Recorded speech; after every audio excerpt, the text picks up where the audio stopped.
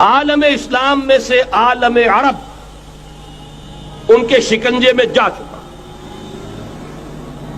کیوں بنا کر کھڑے ہوئے ہیں اسرائیل کو ماننے کے لیے اور سر تسلیم خم کرنے کے لیے؟ بہرحال نوٹ کر لیجئے، عالم عرب جا چکا۔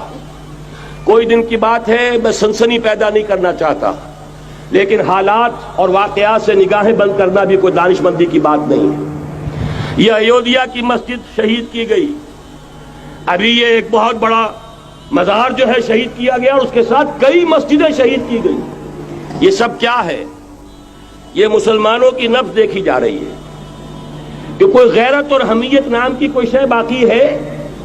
جیسے علامہ اقبال نے وہ نظم لکھی تھی، عبدالقادر روہیلا بڑا ظالم جفاجو کینہ پرور تھا، لیکن یہ کہ اس نے جو ایک ٹیسٹ لیا تھا کہ وہ جو عورتیں ہیں تیموری خاندان کی، ان میں کوئی رمق رہ گئی ہے؟ معلوم ہوا کہ نہیں، کہ غیرت نام تھا جس کا گئی تیمور کے گھر سے، ختم، غیرت نکل گئی۔ اسی طرح ایودھیا کی مسجد، اب چرار شریف، اور یہ کوئی دن کی بات ہے کہ اب مسجد اقصی کا نمبر آیا کہ آیا، اس کے لیے پوری تیاریاں ہو چکی ہیں۔ یروشلم کا مشرقی حصہ خالی کرایا جا چکا ہے، اس کے اندر اب پورا تسلط یہودی کر رہے ہیں، یہاں تک کہ اب کے یاسر عرفات صاحب نے بھی کچھ نہ کچھ جو ہے احتجاج کی بات کی ہے، حالانکہ اب تک ہر بات مان کر منقار زیرے پر تھا، لیکن یہ کہ ایک وقت آتا ہے آخر کار اسے بھی کچھ بولنا پڑ گیا ہے۔ لیکن یہودی اب پیچھے قدم ہٹانے والا نہیں ہے۔ ان کا تھرڈ ٹیمپل، تیسری مرتبہ ہیکل سلیمانی تعمیر ہونا ہے۔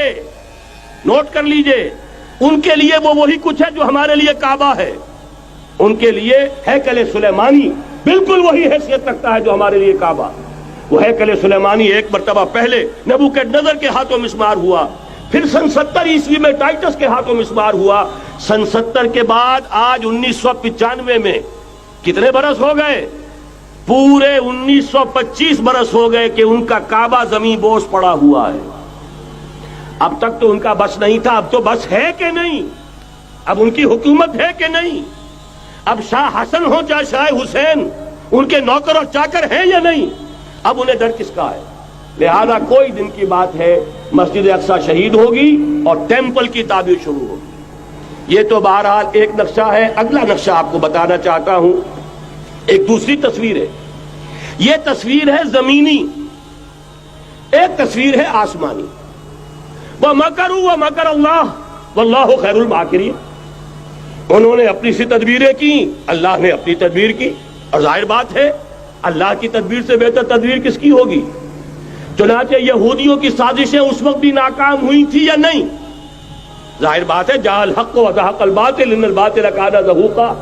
لہذا یہ آیتیں دونوں اعلان کر رہی ہیں کہ یہودیوں کی سازشیں بالآخر ناکام ہوں گی اور دین حق کا بول بالا ہو کر رہے گا۔ یہ تو ان آیتوں سے ظاہر ہے۔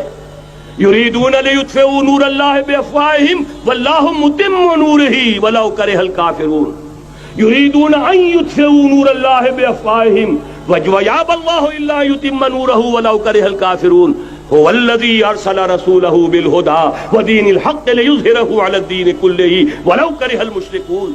اللہ نے تو بھیجا ہی ہے اپنے رسول کو اس فیصلے کے ساتھ اور یہ ذمہ داری اور مشن دے کر کہ جو دین حق آپ کو دے کر بھیجا جا رہا ہے اسے غالب کیجئے، نافذ کیجئے، قائم کیجئے۔ اس مشن کے ساتھ بھیجا جا رہا ہے۔ قرآن کہتا ہے ببانگ دول وما ارسلناک الا کافۃ للناس بشیرا ونذیرا۔